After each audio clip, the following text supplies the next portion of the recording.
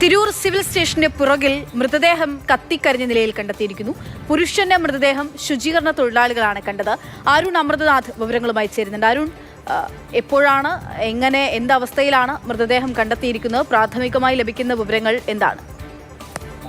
പക്ഷേ രാവിലെ 7:30യോടെയാണ് ഇത്തരത്തിൽ തിരൂരിലെ മിനി സിവിൽ സ്റ്റേഷനിലെ പാർക്കിംഗ് ഷെഡാണ് വാഹനങ്ങൾ നിർത്തുന്ന അവിടെയാണ് ഇത്തരത്തിൽ മൃതദേഹങ്ങൾ ശുചീകരണ തൊഴിലാളികളാണ് കാണുന്നത്.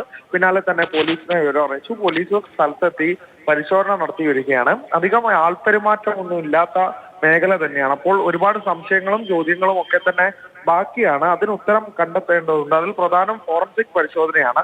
ഫോറൻസിക് പരിശോധനയ്ക്ക് ശേഷമേ കൃത്യമായ ഒരു നിഗമനങ്ങളിലേക്ക് എത്താനാകൂ എന്നാണ് പോലീസ് നിലവിൽ അറിയിക്കുന്നത്. പല കാര്യങ്ങളും അറിയേണ്ടതായിട്ടുണ്ട്. എത്ര ദിവസത്തെ പഴക്കമുണ്ടെന്ന് ഉൾപ്പെടെയുള്ള കാര്യങ്ങൾ അറിയേണ്ടതായിട്ടുണ്ട്. അതിലൂടെ പോലീസിന്റെ അന്വേഷണത്തിനൊരു വ്യക്തത വരും. അതിൽ ഫോറൻസിക് പരിശോധനയാണ് പ്രാഥമികമായി വേണ്ടത്, ഏറ്റവും പ്രധാനമായി വേണ്ടത്.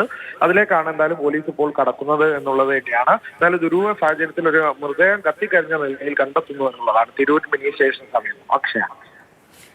ശരി, അരുൺ അമൃതനാഥാണ് വിവരങ്ങൾ നൽകുന്നത്. തിരൂർ സിവിൽ സ്റ്റേഷന് പുറകുവശത്തായിട്ടാണ് കത്തിക്കരിഞ്ഞ നിലയിൽ മൃതദേഹം കണ്ടെത്തിയിരിക്കുന്നത്.